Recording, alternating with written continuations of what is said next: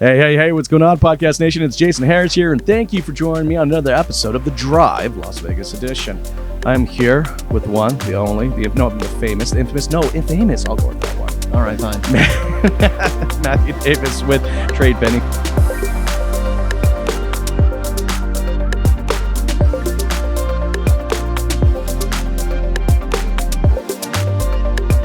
Matthew, thanks for taking the time to come chat. Thanks for coming. And when you said hey, let's do a video shoot in a van, I was kind of worried initially, but this seems legit. This is legitimate. It's okay. This is well. Look, I've been a big fan of what you guys have been doing, and I think it's so cool for us to get a chance to kind of sit here and really kind of jam about it. And also, there's just so many new things going on with you guys, Totally. and just what. Actually, let's start with this because I love kicking off these podcasts with a little origin story, right? Because I don't think anybody just kind of wakes up one day and goes, "Yeah, let me go do automotive." That right. Sounds awesome, right? So I'm curious, just for yourself, man. Like, how'd you get in automotive? How do we end up here? Yeah, it all starts. So my background has been a mix of entrepreneurship, sales, and marketing, and kind of all jumbled up there and together. So my first business was weaving and selling baskets to my parents' friends. I was probably 10 years old, right? Nice. And I'm like, oh my God, I can make like $40. Of course, I'm actually like weaving reeds and everything. So anyway, did that.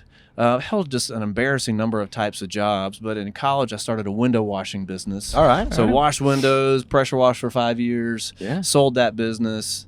Sold mortgages for a few years, and then got into selling software. So software for a decade, all B2B software. So it's almost most of my career has been in business to business. Went back to business school to get the business degree and basically been selling. I was tired of selling and I wanted to do my own business again. So I did that. I'm in business school full-time in the evenings, but then working full-time in the day. And then my wife, we had a boy already, then we had twins. So then I quit my job to actually start a new business. So I'm making no money. I've got 3 kids under 3, and I'm going to school full-time in the evenings. I don't recommend that approach. No. That business went out. We ran out of money. Yep. We did everything right except make money. And so from there, then I shifted over. One of our mentors in the startup was a CEO at a company, still is. And so I went to work for him, ran his marketing team. And that was my jump from sales into marketing. So I've been marketing software now for a decade. And basically had burned out on that space and did some consulting for a little bit. And one of the companies I consulted with was TradePending, was friends with Bryce Englert, the CEO. Spent 6 months consulting with them. I'm like, this is fun. This industry is bonkers. Yeah. I mean that in a very good way. We can have a ton of fun here. And so TradePending already had kind of a great kind of tongue-in-cheek sense of humor. That kind of fits right in with my vibe and my style. So all right, let me take what they built. Let me see if I can amplify that and take it a step further. That was my origin story plus a little bit extra. Well, I mean, it's amazing how you kind of stumbled into it, right? I mean, and I'll tell you this: once you're in the automotive business, man, you're in. It gets in under your skin, it's in your blood, and you just can't get it. It's so much fun. I've been at it for 4 years now. It's a great time. It is so much fun. Okay, so let's talk about TradePending. I mean, so many cool things going on. Really appreciate what you guys are doing and kind of putting together. This ecosystem of different solutions. To really kind of help a dealership's operation. So for everybody out there watching and listening, that don't know anything about TradePending, all right, just let's kind of do the rundown for them real quick. All right, so we're really into kind of 3 main buckets today, and that's through building our own products. That's through acquisition. The first bucket is all about making your website work better. Yes. So the fancy word for that is website optimization or website conversion. We're most known originally for our trade-in tool. You slap this thing on your site, consumers trade their contact information for a trade-in range on their car, right? Yes. That product has been gangbusters for us. Been doing that since 2014. 4,000 rooftops doing that today currently. Then from there, the next turn of that is single price offers and guaranteed single price offers. So there's more motivated shoppers. You take them a little bit farther down the funnel. They're willing to spend more time with you. That's our offer product. You're going to catch a theme here. Our products are named kind of what they do. The next product in that bucket would be payments. That was through our acquisition of Auto APR. Again, it's kind of recognizing that some people just want to come to your site and very quickly get an estimated payment on their car. They don't want to go through a 30-minute digital retailing process. Some do, but not all. Yep. And so it does a phenomenal job at converting that website traffic into leads, into payment conversations. So that's bucket number 1.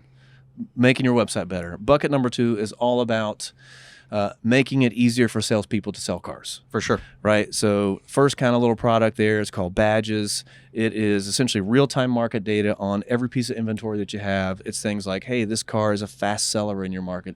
This car has a popular engine. It has rare trim. Like it only sits on the lot for 22 days. Builds value, create urgency. It's all automatically populated. And as a salesperson, you can look at that. And when somebody says like, hey, can you knock $500 off that car? $1,000? You're like, well, actually, look at this thing. Like, it sells in an average of 5 days, and there's only 3 of them within 500 miles. We got one right here, so we got a great deal. So that's Badges.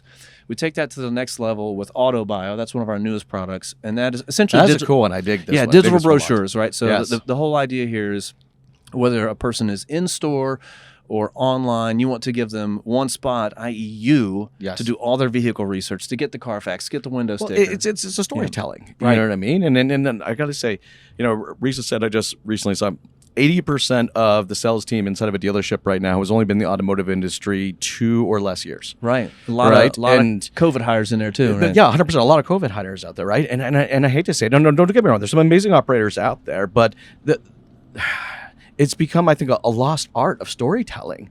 I mean, that for me, I mean, that's kind of how I built my career, was just this ability to kind of storytell the benefits of the dealership and why they should do business with us, storytell the benefits of the vehicle and why they should ultimately purchase the vehicle. And that's kind of been lost. And you guys built this really cool piece of tech that really assists in that.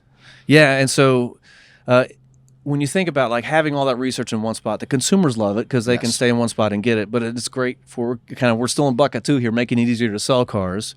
And that is every salesperson is now an expert on every vehicle on your lot, new and used. So they don't have to go hunting down for all this information about it. They can pull it up right there. And so what's great about it is that the more you send of these things, the more you will sell, because people will stay with you. They will stay engaged with your brand. You're top of mind for them. We just got story after story where new reps are sending these out to every single lead that they get. Of course. And they are rising up the ranks to be the top salesperson in the dealership. Well, and I think that's really cool, because a lot of your guys' tool sets are kind of built for that. It's to really assist the person. Right. And assist the dealership in time management, making things more efficient.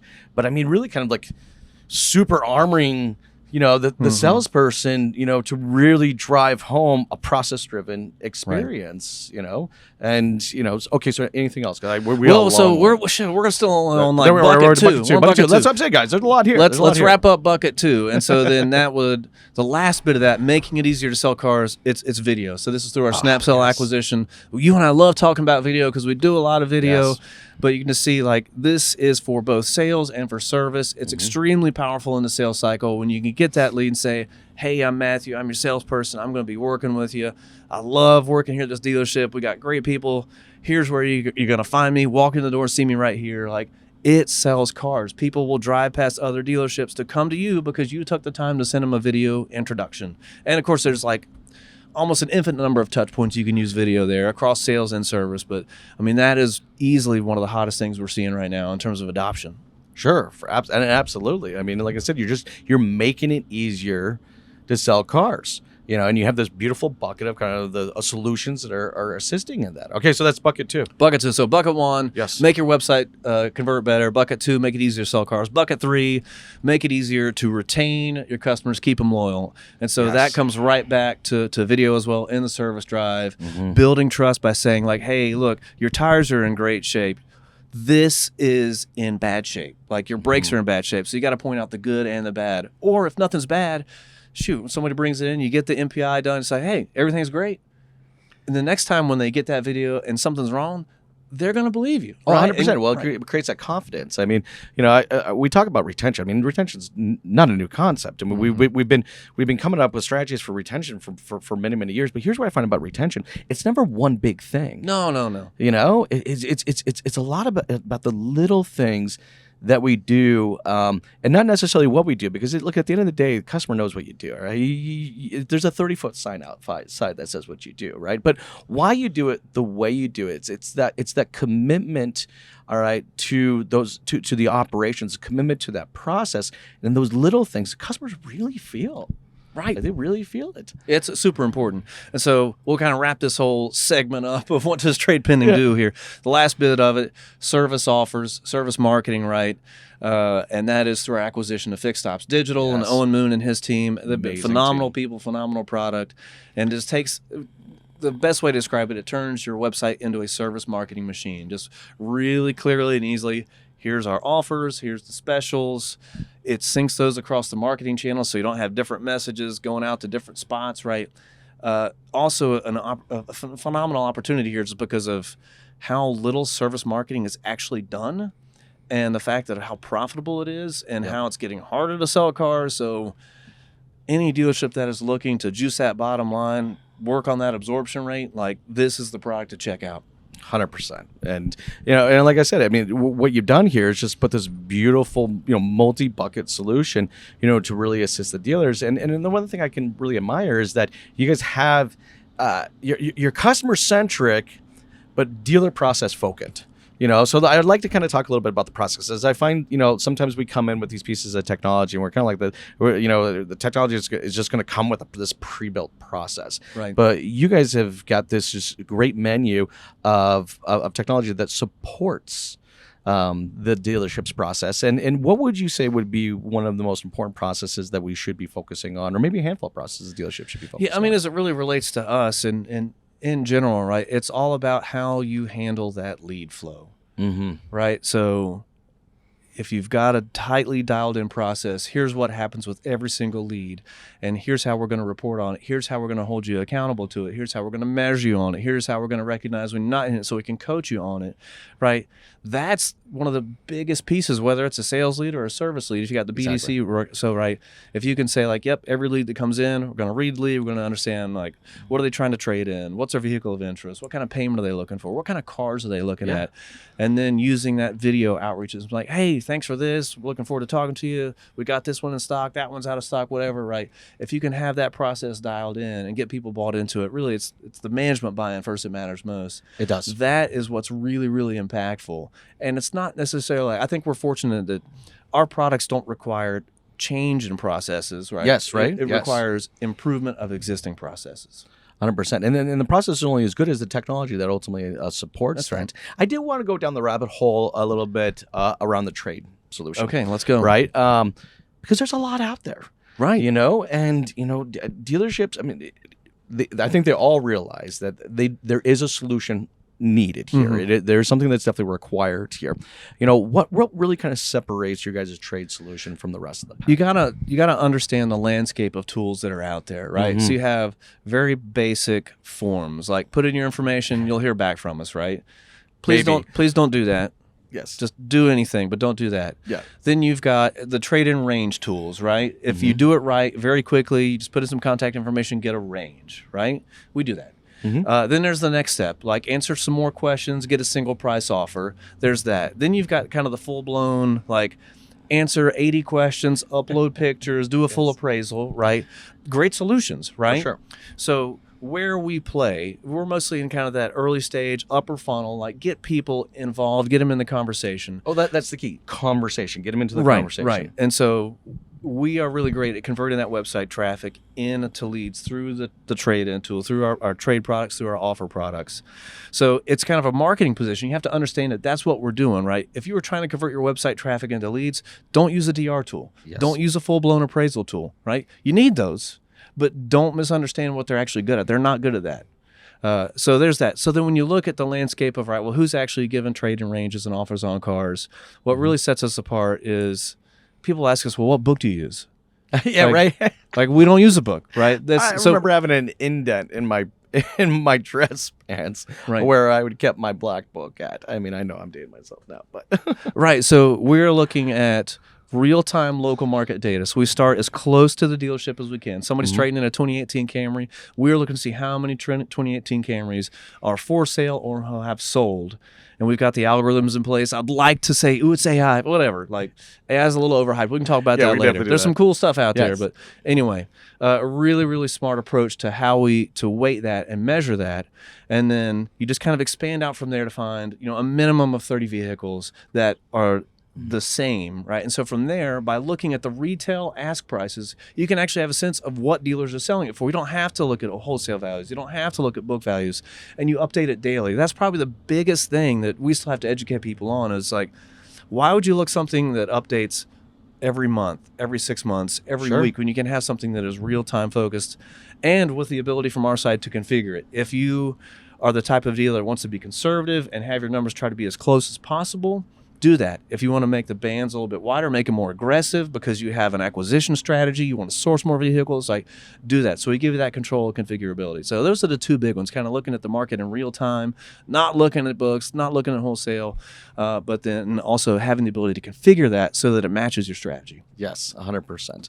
Well, and again, it just betters our operations, creates more of a customer-centric approach to it. And like I said, I think one of the biggest things when I was kind of listening to it is just, to me, I don't know if I necessarily want to call it a lead generation. It's more like conversation generation, because like trading in your vehicle, to me is not a lead form as much as it is a conversation, right? Getting a valuation on a car, and I'm with you. It doesn't come from 80 questions and a bunch of pictures. Like I want to have a conversation with a person, right? I mean, I want to understand, why they value it that way, and I want to understand what I can provide that will assist and help them in better valuation. I mean, looks like if I had a customer come in, trade in their vehicle, and they had a manila folder this thick with service records in it, I will tell you, I pay more for that. Amen. Like I do. Like, it's just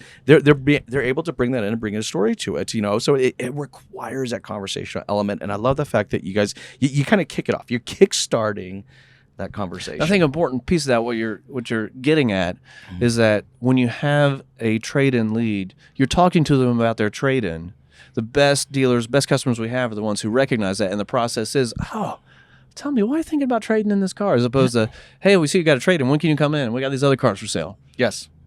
Well, okay, that's right. When you cars, it's are so emotional. It's not really trading it in when it's contingent on the fact that I need to buy a vehicle. Cars are so emotional, and so when you can tap into that emotion, it's like, why are you thinking of trading in? You're probably going to be entertained because you're going to get some great stories. Yes. But then you are getting to the truth of somebody, and like you're understanding what's making them tick, and you're going to understand how to get them into a better next car. Well, and I think that's, if you're out there watching and listening right now, what me and Matthew are kind of alluding to here is that, trading in it's not necessarily a fixated 12-point process, right? Like it's not like I need to do this and then I need to do this and then I need to do this that ultimately, get to a final destination. But it's a conversation, and I think that some of the best operators out there, and if you are because you're watching and listening right now, all right, but that's how they're approaching them. They're approaching them as this amazing opportunity to have a conversation around something that they're emotionally connected to, and I think that's the way we have to treat it. And I see the best operators do that as well. Indeed. Let's get into payments. Customers today, there's just, I think there's this price shock. It's like, what happened? I bought that Suburban 5 years ago, so it's so insanely important for dealerships to figure out a way to be incredibly transparent in their pricing. Yeah.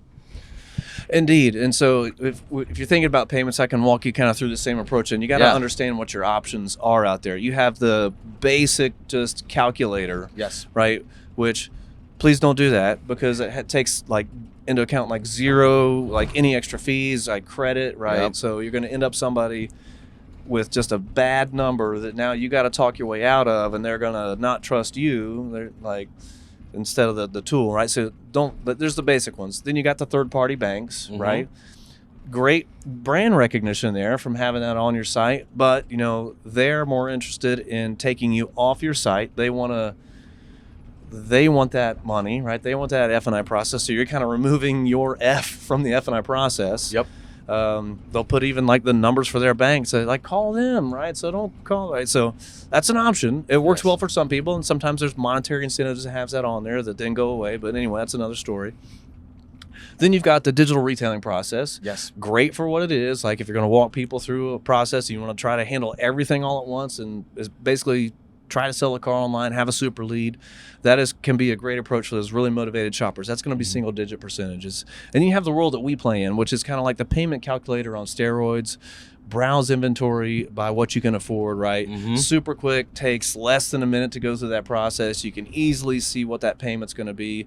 You can have a soft pull on your credit, so you get in a tighter range on that number. We are phenomenal at capturing those early stage buyers. So then you have this inflection point now where affordability is a big concern. Like, hey, there's huge. not a lot. Everybody's got not a lot of affordable new vehicles out there. Exactly. So everyone's after a finite number of used inventory, and so then, well, how do you help people understand what they can afford quickly, so that they can continue that process easily, right? So, like, right? you know, I mean, but I mean, I'm so glad you brought that up, because I mean, you know, affordability is probably one of the number one concerns out there right now. And, you know, I've been on a handful of websites, and what do I got to go do? Like, do 16 different builds and prices until I ultimately get to something that I think is going to be affordable. But you guys kind of took a different direction towards. I can actually come directly to the tool and tell them my affordability, right? And you guys are able to identify the vehicles that are appropriate for me. Yes, I mean, the people are coming to your site. They either like know what their monthly payment is going to be and want to shop by that, or they know the car. Yeah, right? Yes, that's and right. Like, that's right. and the payment. So like, we can handle both of those approaches, so that people are going to stick around on your site, right? If you don't have that flexibility, then that's why you see people like bounce into 4, 5, 6 different sites to try to find what they're looking for. Of course. And again, that just enhances that experience right before it comes into, but also kind of creates, but the process doesn't start there. And that's the one thing I think everybody needs to, you know, really kind of identify, is that creates amazing transparency online, but that transparency in that process needs to continue into the dealership. Right. I'm kind of fascinated with that. I mean, you guys have created this online process, but then the transition from the online to the physical, right, is where I think some of the most amazing operators out there start to really shine. That's so hard to do right. You know? Too, right? Yeah. Just to have all the systems talking to one another.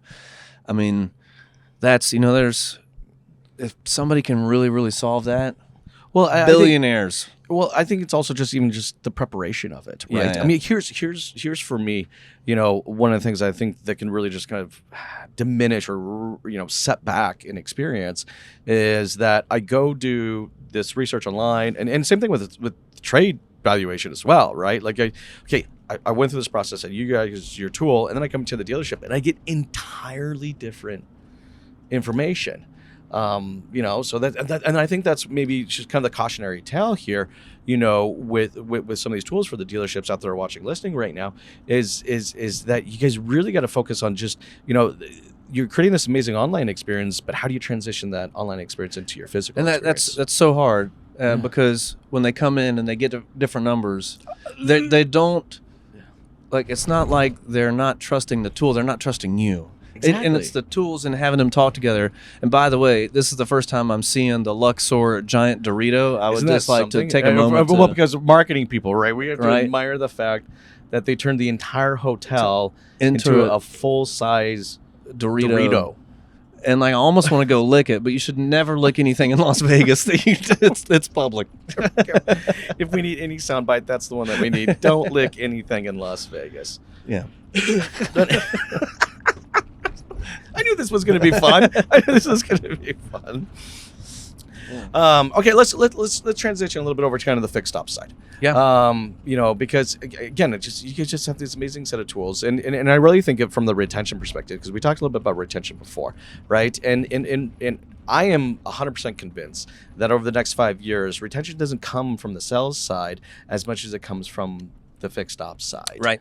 You know, and you guys have put together some really cool tools that really assist in both retention, but also the conquesting of new customers into the service department. Let's talk a little bit about that. Yeah, let's start with Fixed Ops Digital.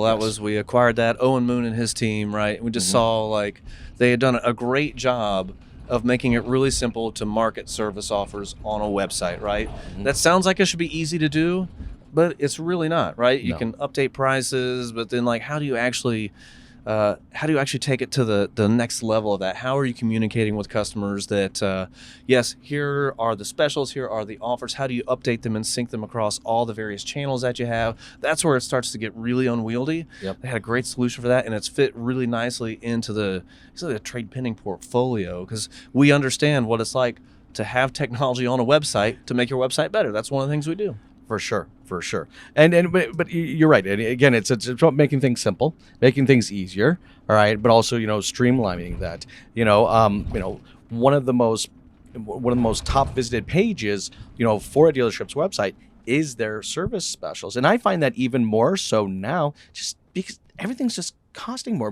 The consumer is Right. more aware of this. They are looking, for that. But also, I think there's an opportunity in those offers themselves, and really in the sense of also creating loyalty and thanking people Right. for their continued business with us. We go to any other site on the internet and there's prices for what you're buying, and there's just still an amazing amount of dealership websites that do not have any pricing for service. And admittedly, there's some nuances in there you got to handle, you got to be prepared for. Yes. But it's the freaking 2020s. Let's list prices, right? That's just kind of the step number one, right? Because if you don't have that, those people are going to bounce off your site. They're going to be afraid, like, I'm going to get overcharged. I'm going to walk in there, and it's going to be wicked expensive, and now I've wasted my time. Like, I'm going to go over here to Jiffy Fast Place. Sure. And I know it's going to be $49.99 or whatever. Well, and then that's at least what they're and then they're going to marketing. upsell me like air filters and all this stuff, and it's going to be a $300. Well, I'm poking fun there. But no, there is some truth to that, right? There is kind of this misconception. I mean, you do have to kind of admire what some of these non-franchise service entities have done. Is they've done a better job of branding themselves as That's right. As the more affordable solution. But the data's there. The reality is that If the it's prices not. are just like neck and neck. They're very, very similar. In some cases, even more so, right? So it's like, but I think that's, look, for the dealerships out there, this is your responsibility, to educate your customers. I mean, I have to think of it this way. And I always think it's kind of funny, right? A dealership's website, let's say, indexes 300, 400, 500 pages, right? Because every single piece of inventory gets some page, right? There's like 2 pages dedicated to the department that will literally cover 100% of your expenses every month. Right. Like, I just don't think it's a fair shake, and you guys have come with a solution that allows the dealerships to create some really rich content pages. Very simple. A single person can manage it in a few minutes a week, right? It's that simple, right? So, Jason, let me get your thoughts on something here, right? So, I think that 2024 is the year of service marketing, right? I'm calling it. 100%. But, right, there's definitely some trepidation out there. Like, hey, like, I'm already like 2 or 3 weeks out. Like, I don't have enough techs on. Like, how to, Sure. like, you can have amazing technology. How do you kind of get back to that people side of things? How are you seeing your dealerships handle that from the staffing side, or like the ones that want to grow versus those that don't? Well, and it does really have to become a team conversation, right? Because when I talk to upper management, I have yet to find an upper management that says they don't want to grow their business. Okay. Right. And so that's why I think the first thing is team alignment, right? Look, I was a service manager, I was a service director. I have nothing but empathy, all right, for the shit show sometimes that can be going on in Oh my the gosh, back, I can't in the even back imagine. of a dealership, and I understand the stresses and the demands of managing so many people, personalities, customers' needs, customers' requirements. I mean, look, I've yet to meet a customer that gets super excited about having to service their vehicle. do you know what I mean? Like, so this is something that needs to happen, right? And it should be our objective and our goal to try to make it as enjoyable as possible. So there's all this tremendous amount of stress, and I 100% emphasize with that stress, but you can't use these excuses to the fact that you can't grow your business, right? Like, here's the thing: if you have a technician problem, you don't have a technician problem. You had a technician problem.